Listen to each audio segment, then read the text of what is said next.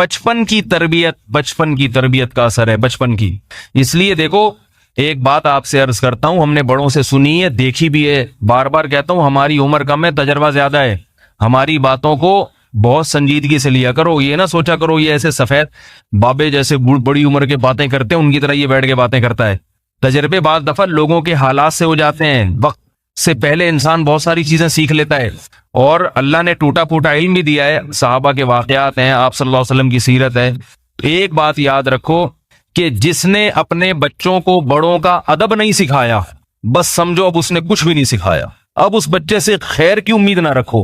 اور جس نے اپنے بچوں کو کچھ نہیں سکھایا، صرف ایک چیز سکھا دی، بڑوں کا ادب، جسے تبلیغ میں کہتے ہیں نا اکرام مسلم۔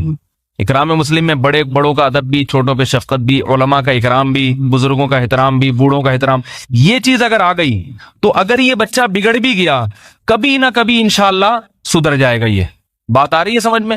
اس کی ایک مثال دیتا ہوں، دلیل سے بات سمجھاتا ہوں، دلیل سے۔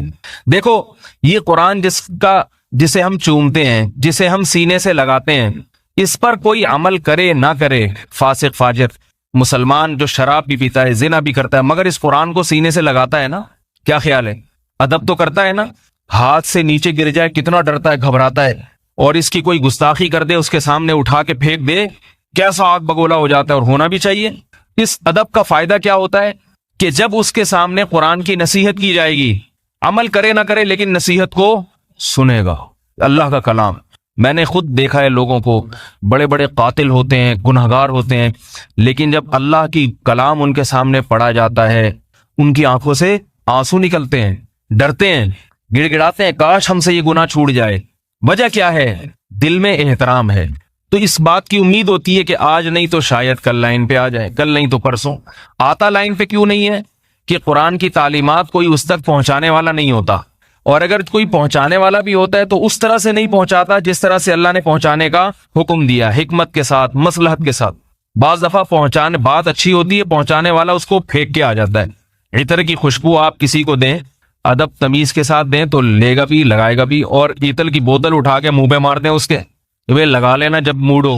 میاں بیوی کے گھروں میں جھگڑے ہوتے ہیں نا، تو شوہر لا کے دیتا ہے سودا، کبھی غصے میں ہوتا ہے، بیوی نے دہی منگوائی، یہ اٹھ نہیں رہا، بیگم صاحبہ کہہ رہی ہیں افطاری بنانی ہے، دہی بھی لے آئیں، ان کو روزہ لگ رہا ہے، اٹھ نہیں رہے۔ یہ ہوتا ہے ایسا گھروں میں کہ ابھی تو مجھ سے انڈے منگوائے تھے، اسی وقت کہہ دیتی جب انڈے لینے گیا تھا اس وقت نہیں کہا جا سکتا تھا کہ دہی بھی لے کے آ جاؤ۔ یہ عام طور پر نارمل کیسز ہیں گھروں کے اندر۔ جب انڈے لینے بھیجا تھا یا پکوڑے لینے بھیجا تھا اس وقت کہہ دیتی نا کہ دہی بھی لے آؤ، بھائی بھول گئی، اب لے آئیں۔ اب اس کو غصہ آ رہا ہے، اٹھ نہیں رہا، اب ظاہر ہے پولیس تو نہیں بلوائے گی وہ اس کو اٹھانے کے لیے، اس نے تانے دینا شروع کر دیے، اٹھا نہیں جاتا، ہم کیا کریں، چاٹ کیسے کھائیں گے، دہی بڑے کیسے پکیں گے۔ بالآخر یہ بھنا کے غصے میں گیا اور دہی لا کے بیگم کے منہ پہ مار دی۔ ایسا ہوتا ہے، یا اٹھا کے یوں کر کے پھینک دی تو وہ نہیں بناتی، پھر وہ کہتی آج دہی کے علاوہ سب کچھ آئے گا، دہی نہیں آئے گی۔ یہ پھڈے بھی ہوتے ہیں گھروں میں، اٹھا کے جب یوں پھینکا تو اٹھا کے اس سے بھی زیادہ اسپیڈ سے پھینکتی ہے واپس۔ وجہ کیا ہے؟ آپ نے لا کے بھی دے دی، سب کچھ کر دیا، مگر جو دینے کا اسٹائل تھا نا یہ بیگم کو پسند نہیں۔ دہی تو بہت پسند آئی، آپ بھی پسند آئے، مگر دہی پیش کرنے کا اسٹائل اسے پسند نہیں آیا، کہ یار یہ اسٹائل ذرا پسند نہیں آیا، عزت سے پیش کرتے تو گھر میں پھڈا ہو جاتا ہے، لڑائی جھگڑا۔ اس کو یہ غصہ کہ میں اتنی دور سے لے کر آیا اور قبول نہیں کر رہی، وہ کہہ رہی ہے کوئی لانے کا طریقہ، میں کوئی نوکر ہوں، ملازمین کو ایسے دیجیے، زکوٰۃ بٹ رہی ہے کہ یہاں پہ قرآن کے احکام ہوتے ہیں، پیش کرنے کا طریقہ نہیں آتا، اٹھا کے پھینک دیا اس کے اوپر۔ بات ہی قل یا ایھا الکافرون سے شروع کی۔ ایک غیر مسلم آپ کے سامنے آیا ہے، اب قرآن میں غیر مسلم کے خطاب کے مختلف طریقے ہیں۔ ایک دفعہ مجھے ایک عیسائی کو دعوت دینی پڑ گئی، غیر مسلم تھا، اس نے مجھے بٹھایا، مجھے کسی نے کہا یہ اسلام کے قریب ہے تو اس کو آپ ذرا دین کی دعوت دیں، اسلام کی دعوت دیں، امید ہے کہ یہ مسلمان ہو جائے گا۔ تو میں سوچتا رہا کہ میں کہاں سے شروع کروں دعوت، تو قل یا ایھا الکافرون بھی ہے قرآن میں، اے نبی کہہ دیجیے اے کافرو۔ تو اگر میں یہاں سے شروع کرتا اے کافرو، تو کہتا چلو بھائی پتلی گلی سے نکلو، شابش، ہمیں کافر کہنے آئے ہو یہاں پہ۔ تو میں سوچتا رہا، قرآن کی آیت میرے ذہن میں آ گئی، قل یا اہل الکتاب تعالوا الی کلمۃ سواء بیننا وبینکم الا نعبد الا اللہ۔ کیسی پیاری آیت ہے۔ اے نبی ان سے کہہ دو اے اہل کتاب، اہل کتاب بھی کافر ہوتے ہیں، مگر اہل کتاب کا لفظ سن کے ان کو یہ احساس ہوگا کہ اللہ تعالی ہمیں عزت دے رہے ہیں۔ کافر تو ہندو بھی ہے، سکھ بھی ہے مگر ان کے پاس آسمانی کتابیں نہیں ہیں. ہمیں اہل کتاب پڑھا لکھا کہا جا رہا ہے. کتاب والو تم تو سمجھدار لوگ ہو. اس سے اس کا دل نرم ہوگا کہ بھئی تم اتنے گمراہ نہیں ہو جیسے ہندو ہیں, تمہاری گمراہی کم ہے کیونکہ تم آسمانی کتابوں اور پیغمبروں کو ماننے والے لوگ ہو. اور پھر تعالو آؤ, ایک ہوتا ہے ایتی آ جا, اور اردو میں بھی کسی کو بلانا ہو آئیے کہتے ہیں کہ نہیں کہتے, بلکہ اس سے بھی زیادہ مہذب لفظ ہے تشریف لائیے. نہیں بھی چاہ رہا ہوگا دل تو انسان چلا جائے گا. پولیس والے جب کسی کو گرفتار کرتے ہیں نا تو اتنے غلط طریقے سے کہ اس کا دل نہیں چاہتا. اگر پولیس والے ایسے بولے تشریف لائیے, خود ہی موبائل میں جا کے بیٹھ جائے گا, وہ عزت نہیں دیتے. وہ تشریف لائیے, کیا خیال ہے, تشریف لائیے, دل چاہتا ہے کہ آ جاؤں. اس سے تھوڑا کم درجے کا لفظ ہے آئیے, تو بھی انسان کا دل چاہتا ہے. اس سے تھوڑا کم درجے کا لفظ ہے آ جائیں, تو بھی انسان کہتا ہے چلو تھوڑی سی. اردو کی بڑی خوبصورت زبان ہے, خدا کی قسم, یہ سب اردو میں ملے گا آپ کو. اردو جو ہے نا یہ زبان ہی اونچے خاندانوں میں بننے والی زبان ہے, یہ مہذب قوموں میں. لیکن آج اردو کی قدر نہیں ہو رہی ہے. انگلش میں سب کو کیا کہتے ہیں, کم ایئر, بس اس سے زیادہ نہیں ہے. اردو میں کتنے سارے الفاظ ہیں, ہر ایک کو اس کا درجہ مقام دیا جاتا ہے.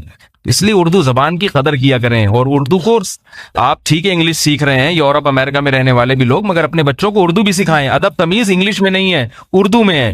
انگلش کی اپنی فضیلت ہے, بین الاقوامی زبان ہے, لیکن تمیز جو آئے گی نا گھر میں وہ کہاں سے آئے گی, وہ اردو سے آئے گی, انگلش سے نہیں آئے گی. انگلش میں تو او ڈیڈ, او مام, بھائی یہ چیختا رہے گا. امی جان کا لفظ ہی نہیں ہے. جان کا لفظ کتنا اچھا ہے, جائے نا, کیجیے نا, بس ہر جگہ پلیز لگا دیتے ہیں. وہ ہر بات سے پہلے, وہ تو پولیس والا بھی گرفتاری سے پہلے پلیز کہہ کے گرفتار کرتا ہے.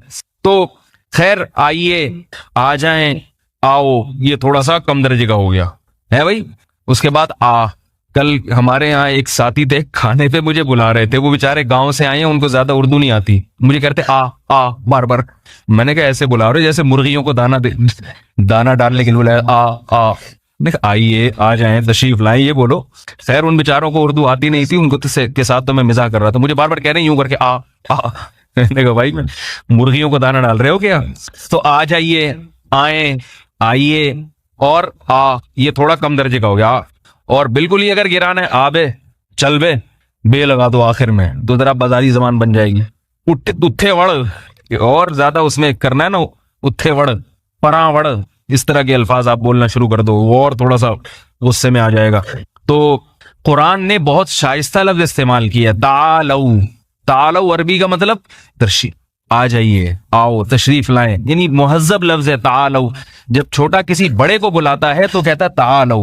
تو قرآن عیسائیوں کو دین کی دعوت دے رہا ہے, اور الفاظ کیا ہیں, قل, اے نبی ان سے کس لہجے میں بات کرنی ہے آپ نے, یا اہل الکتاب, اے عیسائیوں, اے کرسچنز, اے مشرکو, اے کافرو, نہیں, اے اہل کتاب, تعالو, آؤ, عزت کے ساتھ ان کو بلایا جا رہا ہے, الا کلمتن, ایسی بات کی طرف آؤ, سواء بیننا و بینکم, جو ہمارے اور تمہارے درمیان مشترک ہے. ہمارا دین اور تمہارا دین الگ الگ نہیں ہے, ایک ہی دین ہے, ایک ہی دین ہے.